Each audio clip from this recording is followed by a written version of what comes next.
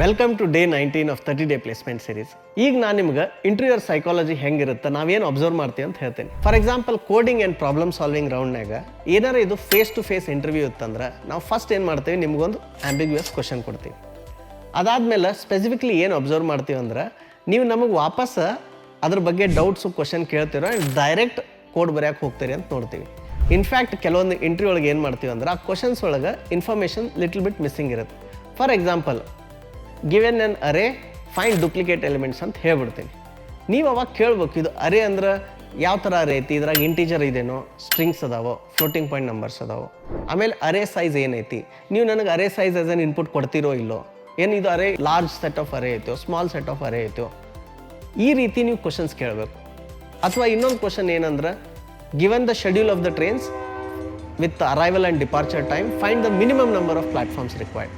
So ಅವಾಗ ಇದು ಯಾವ ಫಾರ್ಮ್ಯಾಟ್ನಾಗ ಡೇಟಾ ಬರ್ತೈತಿ, ನೀವು ಇದನ್ನು ಈಚ್ ಟ್ರೈನ್ ಡೇಟಾ ಟುಗೆದರ್ ಕೊಡ್ತೀರೋ ಅಥವಾ ಸಪ್ರೇಟ್ ಕೊಡ್ತೀರೋ ಅಂತ ಕೇಳಬೇಕು. ಅವಾಗ ಅವ್ರು ಹೇಳ್ಬೋದು, ಇಲ್ಲ ನೀನೇ ಡಿಸೈನ್ ಮಾಡು ಅಂತ ಹೇಳ್ಬೋದು.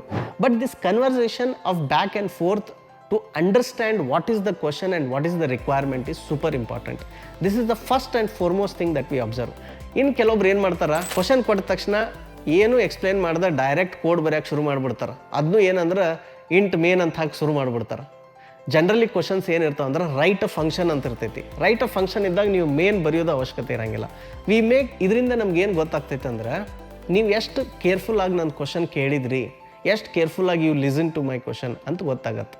ನಮ್ಗೆ ಇದರಿಂದ ಆಲ್ಸೋ ಏನು ಅಂಡರ್ಸ್ಟ್ಯಾಂಡ್ ಆಗುತ್ತೆ ಅಂದ್ರೆ, are you a good listener, are you a good analytical person, do you try to analyse the problems before you solve them. ಈ ಕ್ವಾಲಿಟಿನೂ ನಾವು ಇದ್ರಾಗ ಅಬ್ಸರ್ವ್ ಮಾಡೋಕ್ಕೆ ಟ್ರೈ ಮಾಡ್ತೀವಿ. ಇದನ್ನು ನೀವು ಫೇಕ್ ಮಾಡೋಕ್ಕಾಗಂಗಿಲ್ಲ. ಸರ್ ರೀಲ್ನಾಗ ಹೇಳಿದ್ರು ತಡ್ರಿ ಅಂತ ಒಂದು 4 ಕ್ವಶನ್ ಸುಮ್ಮನೆ ರ್ಯಾಂಡಮ್ ಆಗಿ ಕೇಳಬೇಡ್ರಿ. ಪ್ರಾಬ್ಲಮ್ ಅರ್ಥ ಮಾಡಿಕೊಂಡು ಅದಕ್ಕೆ ರಿಲೆವೆಂಟ್ ಕ್ವಶನ್ಸನ್ನು ಕೇಳ್ರಿ. Without forgetting, subscribe to our channel and share this with your friends who are preparing for placements.